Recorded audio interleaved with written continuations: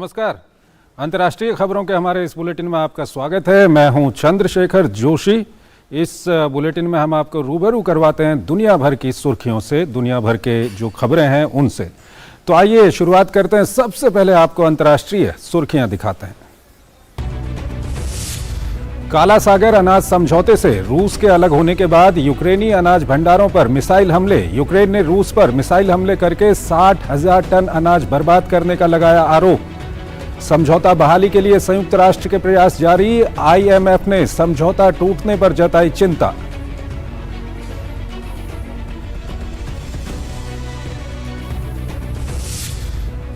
रूस में नाकाम सैन्य बगावत करने वाले वैगनर समूह के प्रमुख प्रिगोजिन ने यूक्रेन में युद्ध न लड़ने का किया फैसला। अपने सैनिकों को अफ्रीका में नए सफर के लिए तैयार रहने का दिया निर्देश। विद्रोह से पहले यूक्रेन में रूस के साथ लड़ रहा था वैगनर समूह।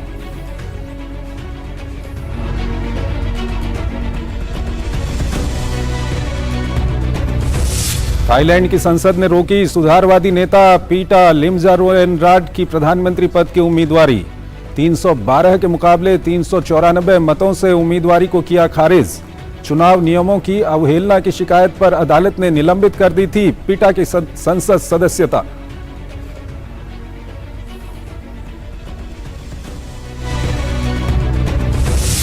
यूरोप सहित दुनिया के कई हिस्सों में भीषण गर्मी का कहर जारी। मध्य पूर्व में रिकॉर्ड तोड़ रहा है पारा। यमन में बहुत से लोगों को पहली बार पड़ी एसी की जरूरत। सऊदी अरब के कुछ हिस्सों में पारा 50 डिग्री सेल्सियस से कुछ ही बिंदु दूर।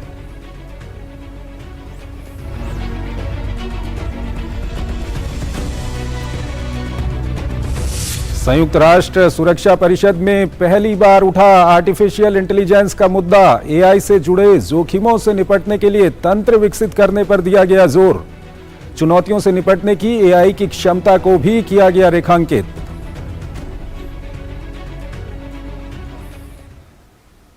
और आइए अब खबरों को विस्तार से देखते हैं और सबसे पहले आपको लिए चलते हैं यूरोप की ओर।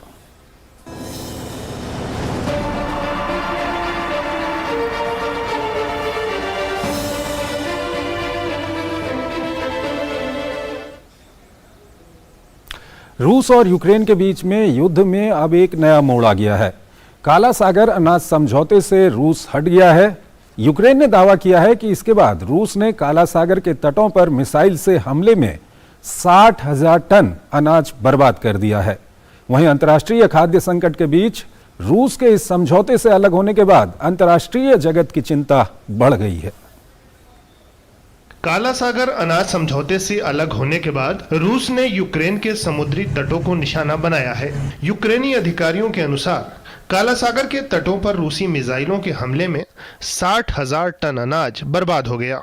रूसी मिसाइलों ने यूक्रेन के दक्षिणी तटीय शहरों ओडेसा और माइकोलेव को निशाना बनाया। युद्ध की वजह से बाधित यूक्रेनी अनाज के निर्यात के लिए पिछले साल संयुक्त राष्ट्र और तुर्की ने मध्यस्थता करके रूस और यूक्रेन के बीच समझौता कराया था। समझौते से यूक्रेनी अनाज को निर्यात करने वाले मालवाहक समुद्री जहाजों की सुरक्षा सुनिश्चित की गई थी। अब रूस ने यह कहकर खुद को इस समझौते से अलग कर लिया कि यूक्रेन समुद्री मार्ग को सैन्य लक्ष्यों के लिए प्रयोग कर रहा है। यूक्रेन का दावा है कि रूस ने समझौते से अलग होने की घोषणा के कुछ घंटों के अंदर ही अनाज भंडारों पर मिसाइलें दाग दी। यूक्रेनी राष्ट्रपति ने इन हमलों को वैश्विक स्थिरता पर हमला बताया। पिछली रात रूस ने यूक्रेन की भंडारण इकाइयों को निशाना बनाया। इन इकाइयों को खाद्य निर्यात के लिए प्रयोग किया जाता है। ऐसे हमले करके रूस केवल हमें निशाना नहीं बना रहा बल्कि वैश्विक स्थिरता पर हमला कर रहा है।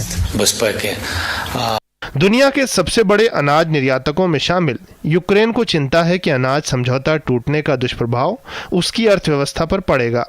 उसका कहना है कि अनाज निर्यात को बनाए रखने के लिए सभी विकल्पों पर विचार किया जा रहा है। रूस के समझौते से अलग होने के बाद हम हाथ पर हाथ धरकर नहीं बैठ सकते। हमें अब विचार करना होगा और विकल्प ढूंढना है। इस पर चर्चा चल रही है। हालांकि इसका हल निकालना इतना आसान भी नहीं है। काला सागर अनाज समझौते की समाप्ति के नतीजे में वैश्विक अनाज आपूर्ति पर पड़ने वाले प्रभाव को लेकर गहरी चिंता जाहिर की जा रही है। संयुक्त राष्ट्र प्रयास कर रहा है कि इस समझौते को बरकरार रखा जा सके।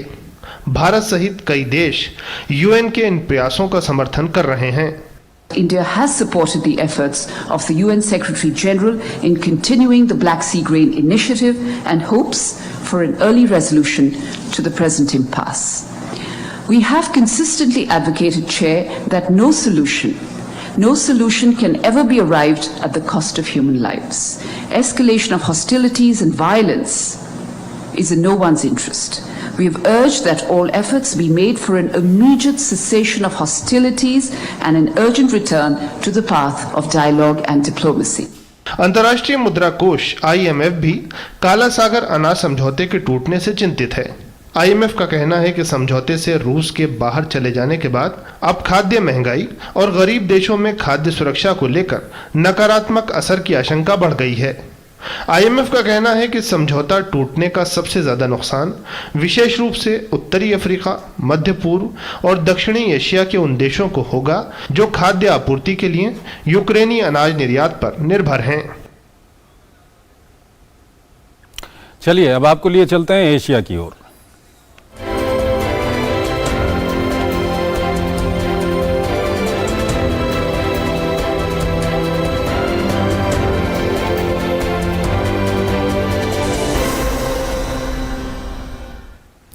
थाईलैंड की संसद ने सुधारवादी नेता पिटा लिमजारोएनराट का पीएम पद के लिए नामांकन रोक दिया है। इससे पहले अदालत की ओर से भी चुनाव नियमों का उल्लंघन करने पर उनकी उम्मीदवारी खारिज कर दी गई थी।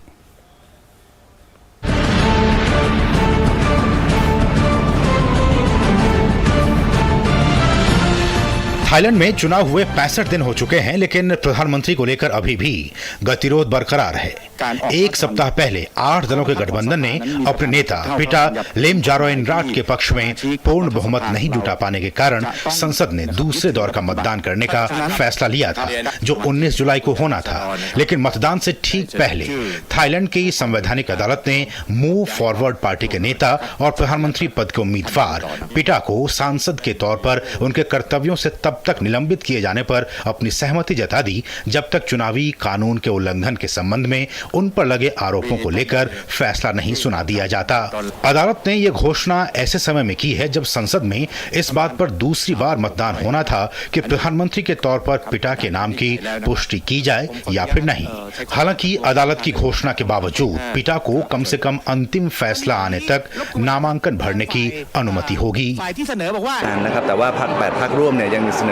8 गठबंधन पार्टी का रुख वही है कि हम अभी भी पिटा लिमजारोएनराट को नामांकित करेंगे, लेकिन अगर आज के बाद भी हम ऐसा करने में विफल रहते हैं तो 8 दलीय गठबंधन इस बात पर चर्चा करने के लिए फिर से इकट्ठा होगा कि अगला उम्मीदवार कौन होगा। इससे कोई फर्क नहीं पड़ता कि आज पिटा की राजनीतिक स्थिति पर संविधान न्यायालय का क्या फैसला आया है और क्या यह मतदान को प्रभावित कर सकता है। जब तक कि अदालत ने पूर्ण फैसला नहीं सुनाया है, हम मानते हैं कि पिटा अभी भी योग्य हैं और प्रधानमंत्री के रूप में नामांकित हो सकते हैं।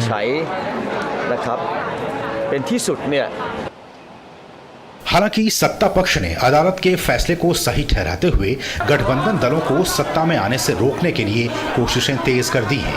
दरअसल चुनाव के बाद थाईलैंड निर्वाचन आयोग ने पिटा का मामला अदालत को भेजा था, जिसमें कहा गया कि प्रधानमंत्री पद के उम्मीदवार पिटा ने चुनाव संबंधी नियमों का उल्लंघन किया है। पिटा के खिलाफ मामला एक मीडिया कंपनी में शेयर के उनके कथित अघोषित स्वामित्व से जुड़ा हुआ है, जो कि सांसद के लिए प्रतिबंधित है। वे पहले ही एक कदम पीछे हटने के लिए बहुत आगे बढ़ चुके हैं, यह हम सभी जानते हैं। यह हमेशा से उनका रुख रहा है और मैं चुनाव के दौरान शुरू से ही इससे कभी सहमत नहीं हुआ हूँ। इसलिए विरोध करने के लिए हमें अपने रास्ते पर आगे बढ़ना होगा। अमेरिका में शिक्षा प्राप्त करने वाले 42 वर्षीय पिटा को थाईलैंड में एक उदारवादी नेता के तौर पर जाना जाता है।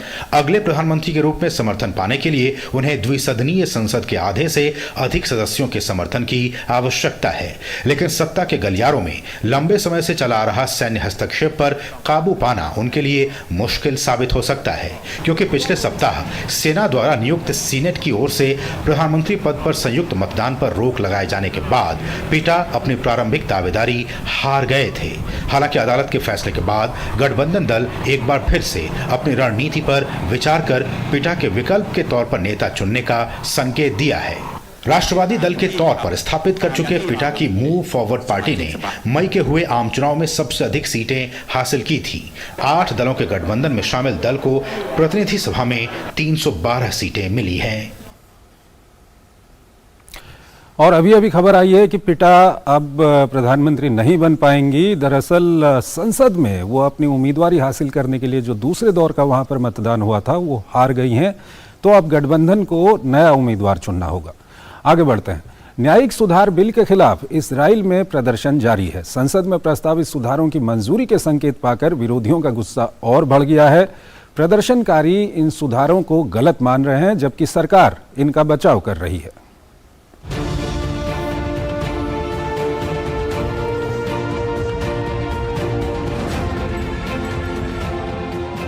न्यायिक सुधार बिल के खिलाफ इजराइल में जारी प्रदर्शन थमने का नाम नहीं ले रहे हैं। प्रधानमंत्री नेतन्याहू की सरकार द्वारा प्रस्तावित इन सुधारों के खिलाफ जबरदस्त विरोध प्रदर्शन हो रहे हैं। यरूशलेम में प्रदर्शनों का सिलसिला चलता रहा। संसद में प्रस्तावित सुधारों की मंजूरी के संकेत पाकर विरोधियों का गुस्सा और बढ़ गया है। प्रदर्शनकारी संसद के पास विरोध प्रदर्शन करते दिखे। प्रदर्शनकारियों की संख्या को देखते हुए भारी सुरक्षा बल तैनात किया गया। जिन न्यायिक सुधारों का विरोध हो रहा है, उनके लागू होने के बाद संसद को न्यायपालिका की तुलना में ज्यादा अधिकार मिलने की बात कही जा रही है। प्रदर्शनकारी इन सुधारों को गलत मान रहे हैं, जबकि सरकार इनका बचाव कर रही है। हम अपने अधिकारों के लिए लड़ रहे हैं और हम लड़ रहे हैं कि दूसरों लोगों को भी अधिकार मिल सकें। और सिर्फ हम ही नहीं, हम एक बेहतर देश के लिए लड़ रहे हैं। हम न्याय के लिए लड़ रहे हैं। हमें पता है कि जनता के एक हिस्से में एक बदलाव को लेकर चिंताएं हैं। उन्हें लगता है कि इससे राज्य का स्वरूप बदल जाएगा। इसलिए मैं इस बात पर जोर देना चाहता हूं कि हम इजराइल को एक यहूदी और लोकतांत्रिक राष्ट्र बनाए रखने के लिए प्रतिबद्ध हैं। ऐसा राष्ट्र जहां नागरिक अधिकार भी हों और बहुमत से फैसले हों। वैसे तो सरकार के प्रस्ताव के खिलाफ प्रदर्शन कई सप्ताह से चल रहे हैं। इसका दायरा काफी व्यापक रहा। प्रदर्शनकारियों ने कम से कम आधा दर्जन राजमार्गों को अवरुद्ध कर दिया। उन्होंने दोपहर के व्यस्त समय में प्रमुख ट्रेन स्टेशनों पर प्रदर्शन किया और तल अवीव स्टॉक एक्सचेंज में भी घुस गए। पुलिस ने कम से कम 45 लोगों को गिरफ्तार कर लिया। What we are trying to achieve has not changed since the protest started more than 6 months ago. 6 महीने से अधिक के प्रदर्शन के बावजूद हमारी मांग पूरी नहीं हुई है। हम ये सुनिश्चित करना चाहते हैं कि हमारा इजराइल उदार लोकतांत्रिक देश रहे। हमें इस बिल को कानून बनने से रोकना है। The backup or backing up the gatekeepers to rule out any non-legitimate legislation. Israel की सरकार का कहना है कि प्रस्तावित न्यायिक सुधारों का लक्ष्य इस बात को सुनिश्चित करना है कि सुप्रीम कोर्ट अपनी शक्तियों का जरूरत से ज्यादा प्रयोग न करे। वहीं बिल का विरोध करने वालों का मत है कि सरकार जो करना चाह रही है उससे लोकतंत्र कमजोर होगा। पिछले दिनों भारी विरोध प्रदर्शनों को देखते हुए नेतन्याहू सरकार ने इन सुधारों को कुछ समय के लिए स्थगित कर दिया था। अब संसद में पेश किए जाने के संकेतों के बीच इनको लेकर प्रदर्शन और बहस फिर से तेज हो गई है। और आइए अगली खबर की ओर चलते हैं। जलवायु परिवर्तन के असर के कारण दुनिया के 3 महाद्वीप यूरोप, एशिया और अमेरिका के कई हिस्से भीषण गर्मी से झुलस रहे हैं, तो वहीं मध्य पूर्व के भी हालात ठीक नहीं हैं। दुनिया के दूसरे हिस्सों की तरह मध्य पूर्व के देशों में भी भीषण गर्मी लोगों के लिए आफत बनकर आई है। ये रिपोर्ट देखिए। कई वर्षों से युद्ध की मार झेल रहे यमन की राजधानी इन दिनों यहाँ एक और मुश्किल लोगों का जीना दूभर कर रही है। दक्षिण यूरोप की तरह मध्य पूर्व के देशों में भी भीषण गर्मी लोगों के लिए आफत बनकर आई है। समुद्र तल से 2200 मीटर की ऊंचाई पर स्थित सना में आमतौर पर साल भर मौसम सुहावना रहता है, लेकिन इस बार जबरदस्त गर्मी पड़ रही है। मौसम की इस मार से बेहाल लोग कहीं बर्फ तो कहीं एयर कंडीशनर ढूंढने में लगे हैं। आमतौर पर यमन में जुलाई अगस्त बरसात के महीने होते हैं और इस दौरान सना में तापमान 15 से 25 डिग्री सेल्सियस के बीच रहता था, लेकिन इस साल हालात अलग हैं। एक तो भीषण गर्मी पड़ रही है, ऊपर से बरसात भी नदारद है। राजधानी सना के वासी ऐसी गर्मी के आदी नहीं हैं, इसलिए कुछ ने जीवन में पहली बार एयर कंडीशनर खरीदा है। इस साल तेज गर्मी की वजह से बर्फ की क्यूब्स और अन्य बर्फ उत्पादों की खपत बहुत बढ़ गई है। सभी बर्फ उत्पादों की मांग बढ़ी है, चाहे वो मिनरल वाटर क्यूब्स हों या फिर आइसक्रीम। इस साल गर्मी बहुत है, लोग गर्मी की शिकायत कर रहे हैं और हम भी इससे झुलस रहे हैं। मुझे इस साल अतिरिक्त एसी पंखे लगवाने पड़े हैं। मैंने सोचा भी नहीं था कि एक दिन मुझे यहाँ सना में अपने घर एयर कंडीशनर लगाना पड़ेगा। हम इतनी गर्मी के आदी नहीं हैं, मैं ही नहीं, बहुत से लोगों का यही हाल है। गर्मी की ऐसी ही मार सऊदी अरब में भी देखी जा रही है। वैसे तो सऊदी नागरिक तेज गर्मी के आदी हैं, लेकिन इस बार मौसम कुछ ज्यादा सख्त है। राजधानी रियाद में पारा 50 डिग्री सेल्सियस से बस 2-3 कदम ही दूर है। सूरज की आग से बचने के लिए लोग कम ही बाहर निकल रहे हैं। जगह जगह लोग पेड़ की छाया में शरण लेते देखे जा सकते हैं। मौसम का असर सामान्य जीवन पर काफी पड़ रहा है। गर्मी और लू की वजह से बिक्री घटी है। हम अपने कैफे की तरफ लोगों को आकर्षित करने के लिए ठंडे पदार्थ बेच रहे हैं, इनसे शायद बिक्री बढ़े। बहुत से लोगों का कहना है कि रियाद का मौसम असुविधाजनक है। लोग शिकायत कर रहे हैं कि बहुत गर्मी है। इसमें कोई संदेह नहीं कि गर्मी बहुत ज्यादा है, बस संतोष इस बात पर है कि उमस कम है। सऊदी अरब में गर्मी को देखते हुए पिछले दिनों अलर्ट जारी किया गया था कि लोग दोपहर में यात्रा से बचें। मध्य पूर्व के कई और देशों में भी इस साल की गर्मियां लोगों के लिए मुश्किल साबित हो रही हैं।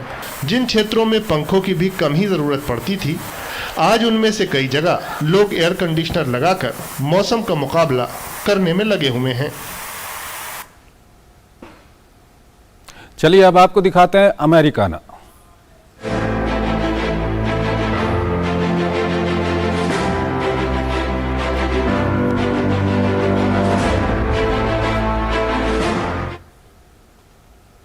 आर्टिफिशियल इंटेलिजेंस को इंसान ने तैयार किया और अब कई मौकों पर यह इंसान के नियंत्रण से बाहर हो रहा है। ऐसे में संयुक्त राष्ट्र सुरक्षा परिषद में भी कृत्रिम बुद्धिमत्ता पर एक महत्वपूर्ण बैठक हुई। कुछ पक्षों ने जहां इसे लाभदायक बताया, तो वहीं इसको नियंत्रण में रखने की भी पुरजोर वकालत हुई। ये रिपोर्ट देखिए। पूरी दुनिया में आर्टिफिशियल इंटेलिजेंस का जितनी तेजी से विकास हो रहा है, उससे अधिक तेजी से अब इससे उत्पन्न खतरों की चर्चा भी हो रही है। हाल के दिनों में आर्टिफिशियल इंटेलिजेंस के संभावित परिणामों की खबरें अंतर्राष्ट्रीय मीडिया में लगातार सुर्खियों में रहीं। इसी सिलसिले में संयुक्त राष्ट्र सुरक्षा परिषद ने भी कृत्रिम बुद्धिमत्ता पर अपनी पहली बैठक की, जहां चीन ने प्रौद्योगिकी को बेलगाम घोड़ा नहीं बनाने की वकालत की, तो वहीं संयुक्त राज्य अमेरिका ने लोगों को सेंसर करने या दबाने के लिए आर्टिफिशियल इंटेलिजेंस के उपयोग के खिलाफ कड़ी चेतावनी दी। बैठक की अध्यक्षता करते हुए ब्रिटेन के विदेश मंत्री जेम्स क्लेवरी ने कहा कि एआई के अंतर्राष्ट्रीय प्रशासन की स्वतंत्रता और लोकतंत्र के सिद्धांतों के अलावा मानवाधिकारों और कानून के प्रति सम्मान के साथ विश्वसनीयता बढ़ाने का आह्वान किया। उन्होंने कहा कि एआई वैश्विक रणनीतिक स्थिरता को अगर बढ़ा सकता है, तो यह इसे बाधित भी कर सकता है। उन्होंने कहा कि एआई जलवायु परिवर्तन की समस्या से निपटने में मदद करने के अलावा अर्थव्यवस्थाओं को बढ़ावा देने में अपना अहम योगदान दे सकता है। एआई मानव जीवन के हर पहलू को मौलिक रूप से बदल देगा। हमें परिवर्तनकारी प्रौद्योगिकियों के वैश्विक शासन को आकार देने की तत्काल आवश्यकता है, क्योंकि AI कोई सीमा नहीं जानता है। हालांकि यह रक्षा और निवारण के बारे में हमारी मूलभूत धारणाओं को चुनौती देता है। यह युद्ध के मैदान पर घातक निर्णयों की जवाबदेही के बारे में नैतिक प्रश्न उठाता है। 15 सदस्यीय परिषद के साथ संयुक्त राष्ट्र महासचिव के अलावा high profile AI startup Anthropic ने सह संस्थापक और AI एथिक्स एंड गवर्नेंस के सह निदेशक ने भी अपने विचार साझा किए। गुतेरेस ने असाधारण तकनीक को नियंत्रित करने के लिए सामूहिक प्रयासों पर जोर देते हुए एक नए संयुक्त राष्ट्र निकाय की वकालत की, जिसके लिए कई देशों से समर्थन मिलने की उम्मीद है। संयुक्त राष्ट्र में चीनी राजदूत ने AI को दोधारी तलवार करार देते हुए आर्टिफिशियल इंटेलिजेंस पर एक आचार संहिता बनाने के निर्माण में संयुक्त राष्ट्र की केंद्रीय भूमिका का समर्थन किया। I therefore welcome calls from some member states AI का उपयोग सैन्य और गैर सैन्य में होने से वैश्विक शांति और सुरक्षा के लिए बहुत गंभीर परिणाम हो सकते हैं। इसलिए हमें AI सिस्टम की पारदर्शिता, जवाबदेही और निगरानी के लिए सामान्य उपायों की दिशा में मिलकर काम करना होगा। AI चाहे अच्छा हो या बुरा हो, इस बात पर निर्भर करता है कि मानव जाति इसका उपयोग कैसे करती है, इसे कैसे नियंत्रित करती है और हम सुरक्षा के साथ वैज्ञानिक विकास को कैसे संतुलित करते हैं। संयुक्त राष्ट्र सुरक्षा परिषद के मंच पर हालांकि ये पहली बैठक थी, लेकिन AI को नियंत्रित करने के लिए कानूनी रूप से बाध्यकारी प्रस्ताव की संभावना अभी भी दूर की कौड़ी है। लेकिन अधिकांश राजनयिकों ने इस मुद्दे पर एक वैश्विक शासन तंत्र और अंतर्राष्ट्रीय नियमों की धारणा का समर्थन जरूर किया। बहरहाल जैसे जैसे AI के व्यापक प्रसार, गोपनीयता संबंधी चिंताएं इसके दुर्भाग्यपूर्ण तरीकों से उपयोग की संभावनाओं को बढ़ा रही हैं, ऐसे में जरूरत है कि प्रौद्योगिकी के दुरुपयोग को रोकने के लिए पारदर्शी और जवाबदेह तंत्र का जो निष्पक्ष डेटा संग्रह और मजबूत नियम सुनिश्चित करने में अहम भूमिका निभा सके, ताकि न सिर्फ नागरिकों के अधिकारों की रक्षा हो सके, बल्कि इसका उपयोग सिर्फ समाज की भलाई के लिए हो।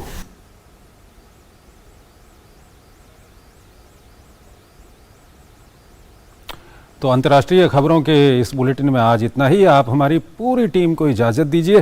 नमस्कार।